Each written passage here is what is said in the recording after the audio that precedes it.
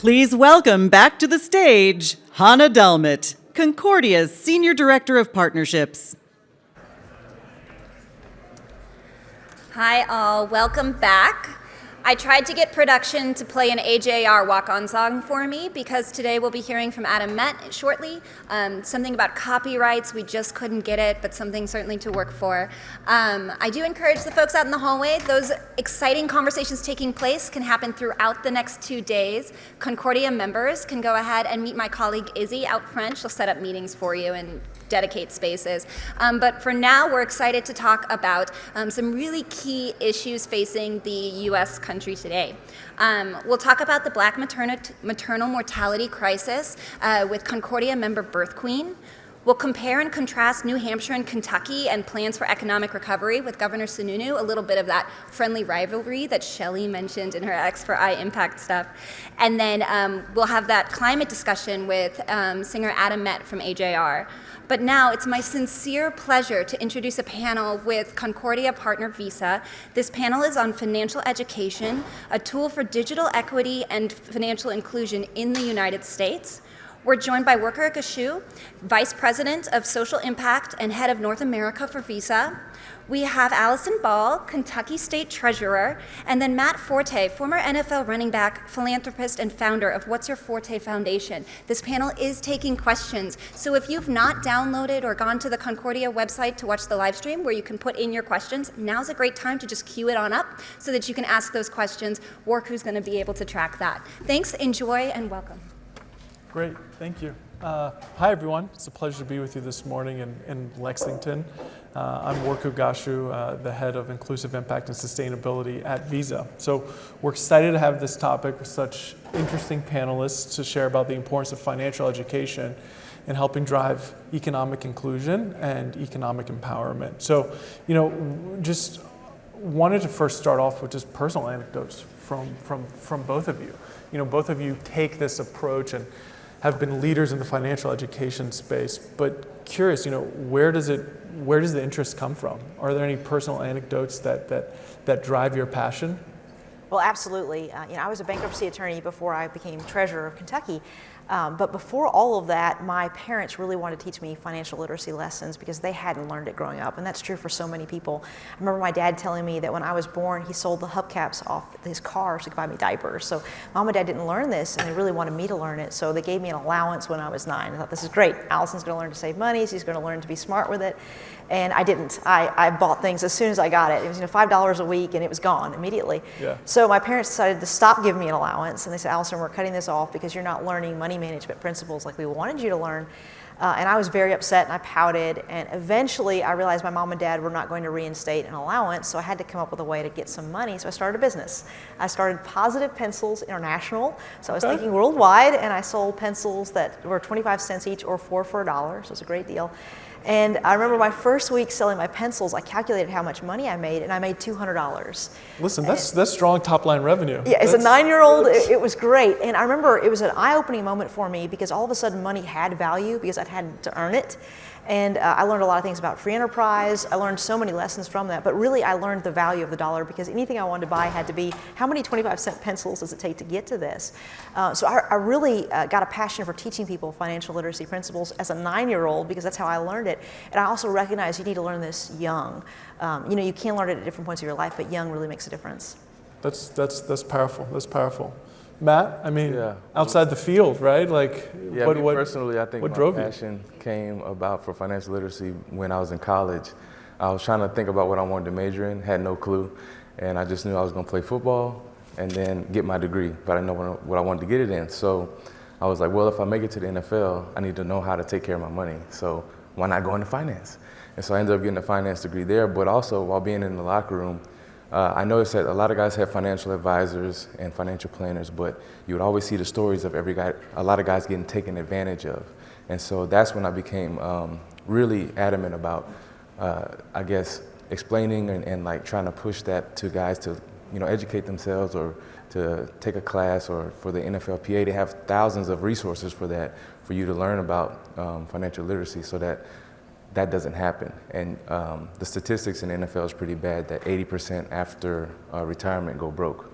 And so nobody wants to work that hard and to lose everything. And so I think that became part of my passion. But now with the foundation, working in low-income neighborhoods where not many people have money, they don't know how to use it and make it work for them or how to save money. And so that's where the passion came from behind that. Yeah, and just to your point about, once you're making that money, making sure that money is working for you. I think that's an important theme, and that's one of the reasons why we wanted to sponsor this session here at Concordia focused on financial education. Visa has been developing financial education content and curriculum for the past 30 years.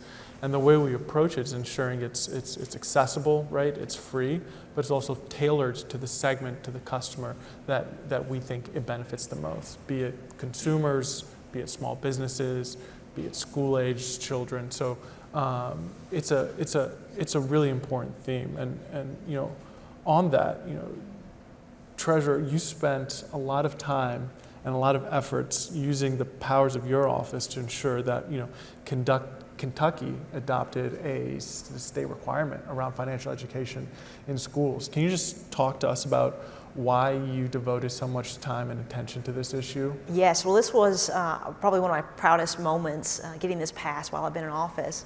And I remember when I first got elected, this was something I wanted to do because I learned this as a kid. I practiced bankruptcy law. I knew this was really important in people's lives. And I started kind of floating this idea to people, and they were like, Allison, you've just gotten here. We really like you. This is not really a starter. We're not that interested in getting a bill like this passed. That was actually the reception I met with. Yeah. And so it was kind of discouraging. And I remember I spoke to a high school graduating class in a rural county in eastern Kentucky, and I talked to all the seniors, and I was doing a financial literacy kind of quiz with them, and I realized these kids knew nothing. And it was kind of a scary moment. I thought, okay, even if there's no support for this in the General Assembly, this is worth it. I've got to push for this, for these next generation to make sure they have some financial literacy tools. So I began just sort of talking to people one-on-one, and eventually we got the bill passed. And it was a huge achievement because other people had tried for a long time, but I think it just needed a champion who really cared about the issue and was willing just to go to bat for it no matter what. So that got passed, and I believe this is important in every state in the country. I know Visa has been working on this to try to make sure other states have a program, a requirement in school that you're taught these lessons. We know algebra is important, we know science is important, we know reading is important, they are, but everyone is going to have to make money decisions. And I think we're doing a disservice if we don't make sure people are prepared for it. So I know Visa is working on this across the country, and I'm so excited that they're working on this too. Yeah, thanks for referencing that. 2 weeks ago, Visa launched our FinEd 50 Coalition, and this is a concerted effort with some of the leading financial education nonprofits to ensure that every state adopts a requirement to offer financial education in schools. Building off of the leadership from you and in Kentucky, we see it as a valuable tool, ensuring that there's equitable access to a financial education course. And so, the coalition has 4 big themes. First is the policy, right? We'll go to state houses, we'll talk to governors, we'll talk to mayors, ensuring that they're moving policy forward on this issue. Second is around the curriculum, right? Ensuring that the curriculums that are being taught in classrooms are of top-notch standards. I think we all know that, if you're offering subpar courses, it can actually, negatively impact a student's ability to understand these principles and themes. The third piece is around supporting teachers. Teachers are on the front lines, and if we're not sure that if they're not well armed, right, our students won't get well trained. So the third component is a strong teacher development program. And the last piece is around monitoring and evaluation, just understanding what works, what doesn't, and let's innovate and kind of change over time. So if anyone here or those watching online are interested in joining the coalition, please do so. You can find more information at fined50.org. Matt, you're doing a lot of great work with what's your forte. You have a finance component of that. Why are you dedicating so much time from within your own organization on financial education? Just by being in that world, and I live in Chicago and played there for 8 years, and just seeing on the news kids being killed and shot every day, I was like, someone has to do something and go into these neighborhoods and meet with these children to see what's the deal, like what's the issue. And So became very passionate about it because I started going down to one of the toughest neighborhoods called Inglewood and noticing that the kids are just like you and me, and they just want someone to know that they care about them. Yeah. But also that the education was different. They weren't getting support from things such as this program or like and first of all, congratulations and thank you for that program, because I feel like it should be in every school as well, because I don't remember the last time using algebra, but I could use financial literacy or being financial literate. And also, kids are literate in YouTube, they're literate in Google or computer literacy and stuff, but why not be literate in something that's gonna help you to create generational wealth? And that's the big goal, is generational wealth. And not just, I think the mindset of a lot of low-income communities or Black and brown communities has been be an entertainer, be an athlete, and then you generate generational wealth and then go from there. But there's so many other kids that are talented and brilliant and smart that they just need the support. And so with any dream, you need the financial support behind that and the education behind it. But if I wanted to play football and no one supported that financially, that's just a wish. But these kids have dreams that need to be supported. So we started working with Greenwood Archer Capital, and they have been working in the low-income neighborhoods since 2012. And I believe since 2012 have gave out small business loans of amounting up to like 17 million. And they only invest in those small businesses to help them to be able to, in a situation like the pandemic, be able to pivot their business to have marketing online, to create more jobs and sustain jobs in the community where these small businesses are key. And so I've supported them, came into contact with them and created a pretty much a partnership with them to be able to support those areas, to be able to do more jobs, sustainable, but then also to grow and scale their own business as well. Yeah, no, we've seen a lot of data and research that shows the lack of venture and seed funding actually going to minority entrepreneurs. So I think the work that you're doing kind of on the front lines and in the south side of Chicago is real key. Treasurer Ball, like one of the questions I had was around digital innovation, right? And how do you think with the shift and the transition to the digital economy, right, and the importance of ensuring that there's equity in accessing online tools, how does that shape financial education and what people should be thinking about in the future? Well, we definitely have to be thinking about electronic options, digital options. And that's something that we've done here in Kentucky. We launched the Financial Empowerment Commission, which is the way to get resources out to schools and to other groups.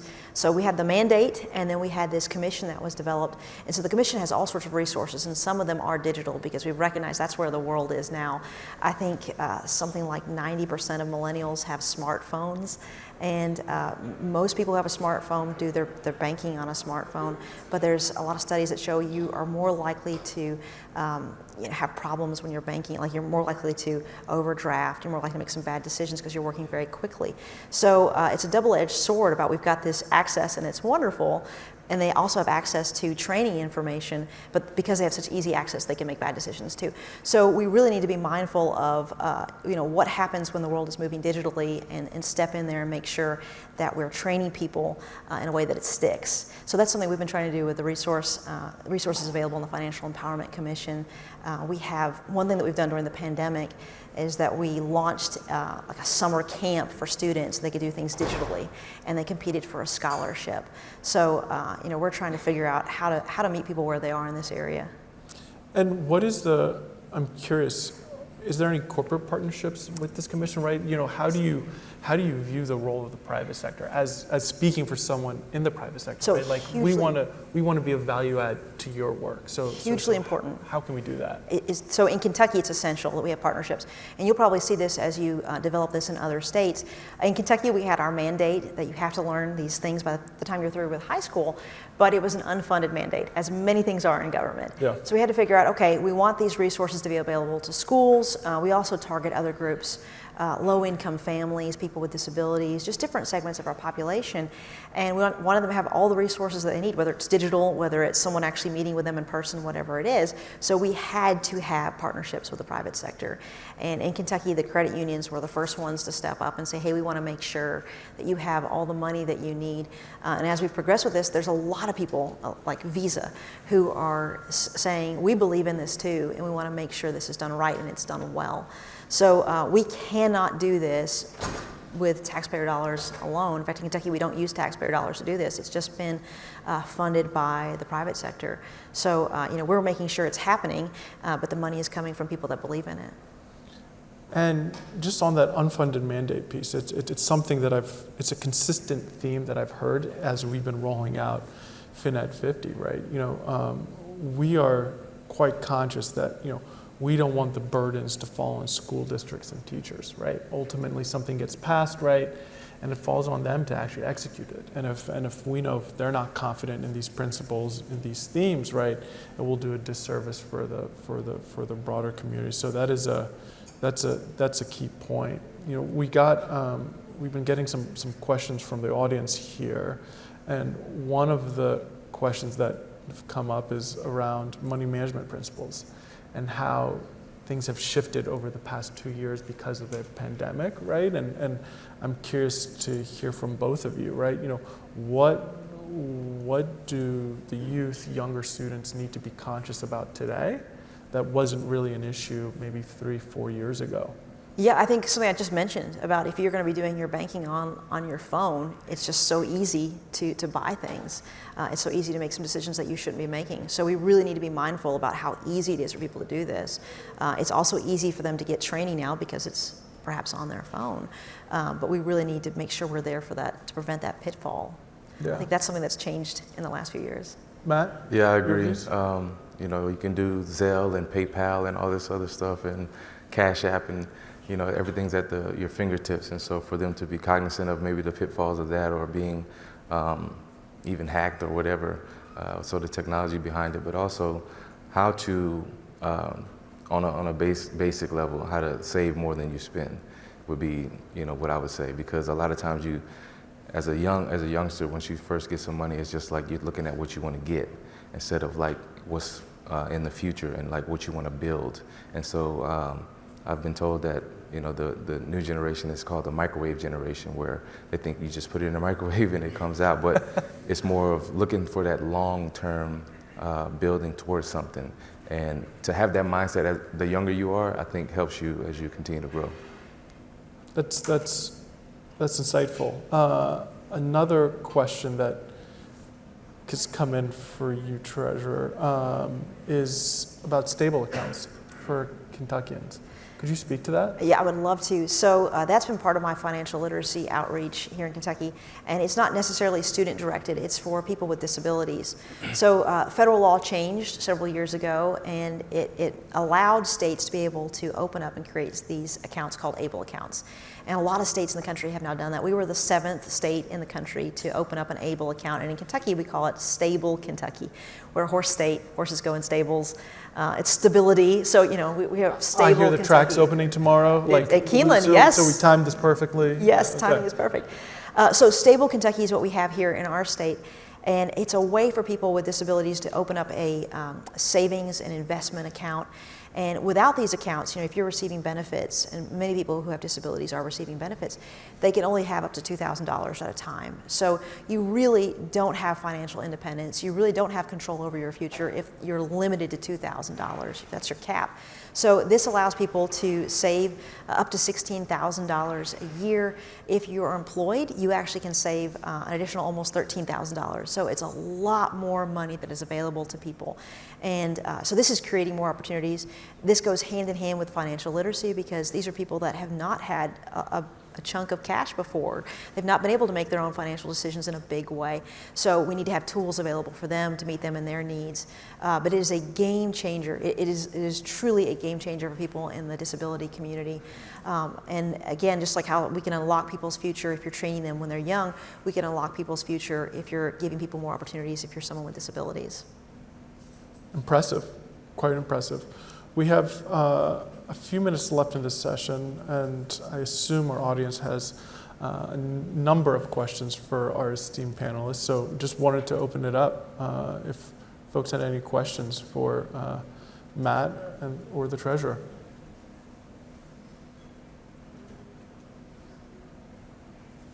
Yes, sir.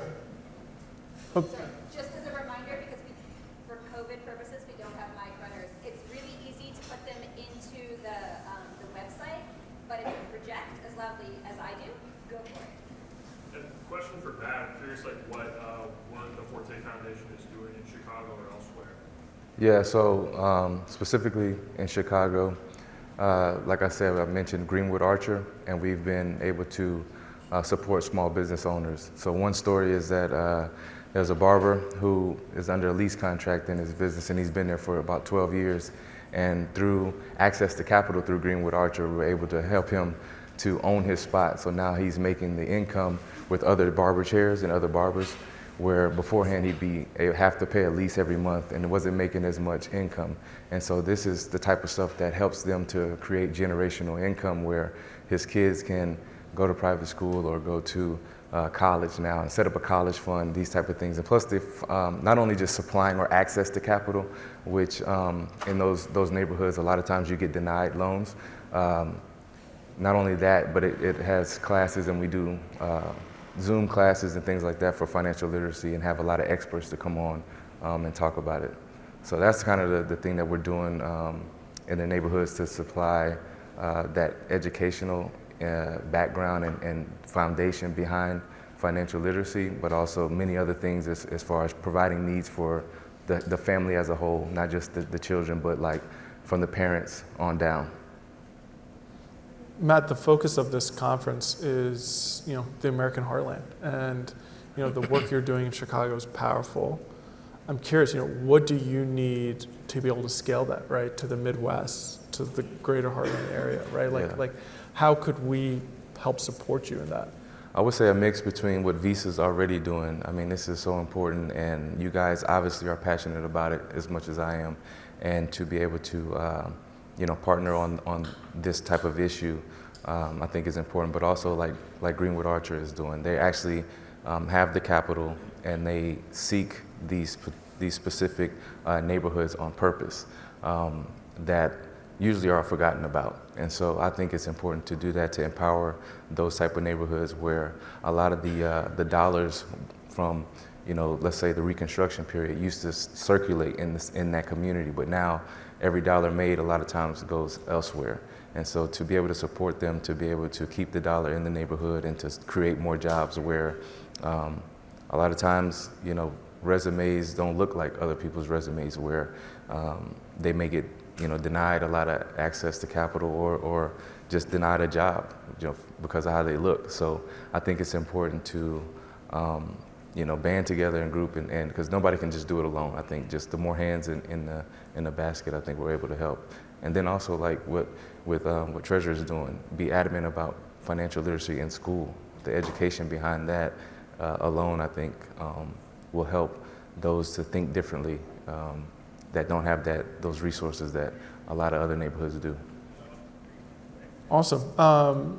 We're getting close to the end of time. Treasurer, I don't know if you had any parting thoughts? We've already said this, but I want to say it again. This works best when you've got partnership. It's great to get a mandate, but we really can't succeed in getting the lessons taught the way we want, the level that we want, the quality we want, unless we've got partnership. So I'm so excited how you've already asked me that. We've talked about it, but that really is key. We can recognize what we need to do, but we can't do it unless we've got people joined together doing it. Awesome.